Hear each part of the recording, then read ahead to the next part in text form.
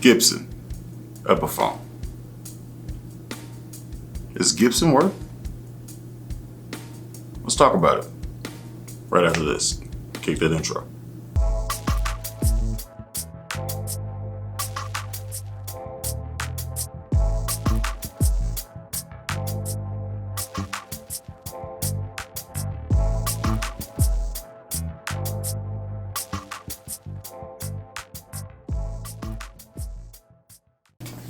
Let me start this whole video by saying I have never owned a Gibson bass guitar ever in my life on purpose.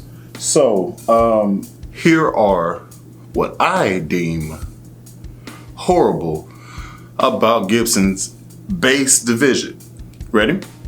Here we go.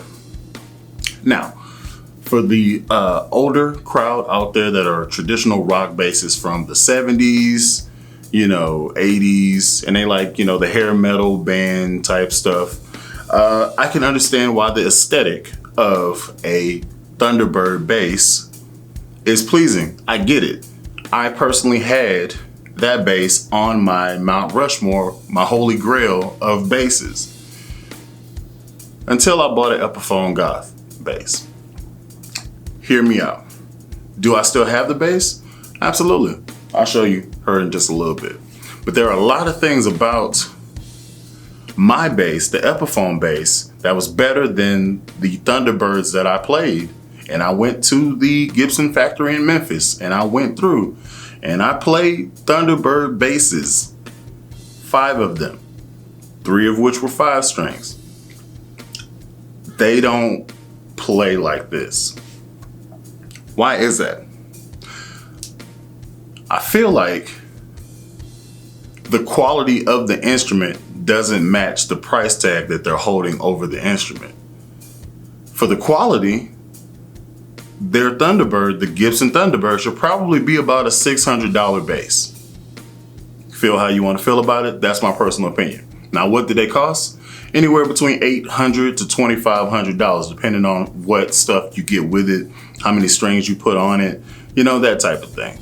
I have never played a Gibson Thunderbird that made me give pause. Like, man, this is the one. I need to have this. Never have. Never have. And because I played that bass, but I still wanted the aesthetic of it, I actually went and purchased my Epiphone Goth bass. To my record, I've only played this bass on 4 gigs and made 2 videos with it. One was a demo and one was a cover. All that to say, I probably won't have this bass for much longer because I'm not using it and it's just collecting dust. So why even keep it? You get it? But with that being said, let's talk about some of the bad things that I personally don't like about this bass. And you probably already know where I'm gonna go. But let's go ahead and make that journey, okay? Headstock. Extremely long. Regular gig bags can't fit this bass. So you basically have to buy a hard shell Thunderbird shaped case just to play this instrument out of the gig. I know this from personal experience. I bought the case. It's not what's up.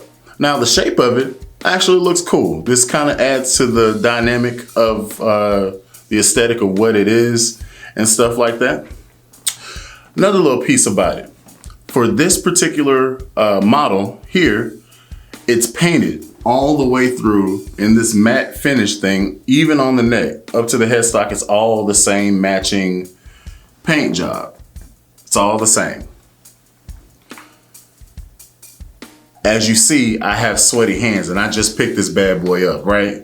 So at some point, me playing it gets slower and slower. It's not as a smooth transition.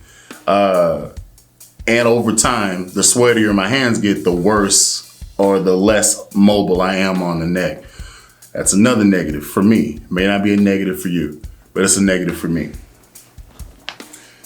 Another little ditty about this.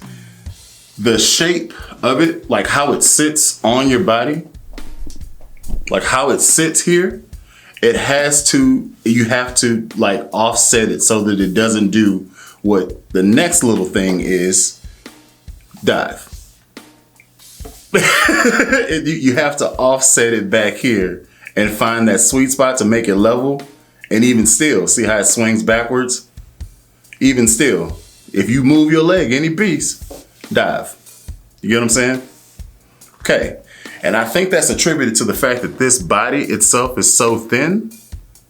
But even with it being thin, you would think it would be light. No, this is probably coming in at around 9, maybe 10 pounds, maybe. I'm not sure. Another little thing that I do not like about this bass, if I could just zoom in on it. This bridge system, I absolutely hate it. It's a 3-point bridge system. So it's basically, it's a floating type bridge-esque thing. So you have a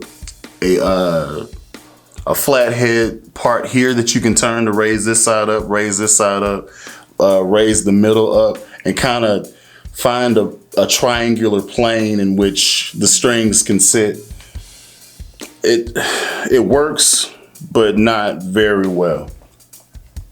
Also, if I could actually bring some attention to this, if you don't play rock music like me, I personally play funk music, gospel, R&B, that type of stuff. This may not have a spot in your armory. This may not be the thing for you. Now, granted, these are all my opinions about me with my bass, and I have an Epiphone. I don't have a Gibson, but all those things still apply to the Gibson. So I'm making a complete video for both of them saying some of the negatives of my bass and all of the negatives of Gibson. So this bass probably cost me $399. Imagine paying $2,200 for these problems, right? You get what I'm saying? I'll let you draw your conclusion as to how I feel, but you can feel whatever you want to. Let's go here. So the strap has to go into the plate here.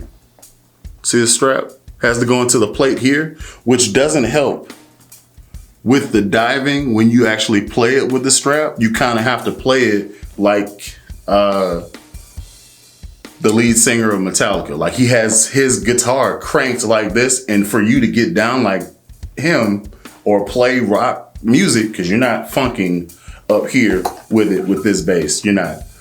You're just not. I do, but I'm not normal. But you're not. You could be better than me. You probably could. You might. It just doesn't. It's not conducive for proper funk delivery. Last but not least, let's talk about the electronics. Unless you have the tone cranked all the way up and the mid or the front pickup turned halfway, you probably aren't going to be able to stand out in the mix. It's great for carrying a rock song because you're running that one note for about 4 beats and stuff like that. But if you're trying to do like a solo here, give up, you know, again, my personal experience. But from an aesthetic standpoint, this thing looks cool. It looks the part. You can,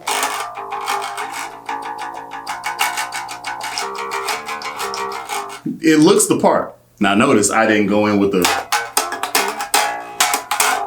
like I would normally do, because this is what you do. That type of thing. So these are all my opinions. You don't have to agree with them. Do let me know in the comments if you feel the same way, or if you just love this bass, and you can tell me why. Tell me why. Maybe I'm overseeing some stuff, but I feel like I'm justified in what I said. But please prove me otherwise. Let me know in the comments what you think. Thank y'all for watching. I've been Alan Brown, aka Bully the Kid. Till next time, y'all be easy.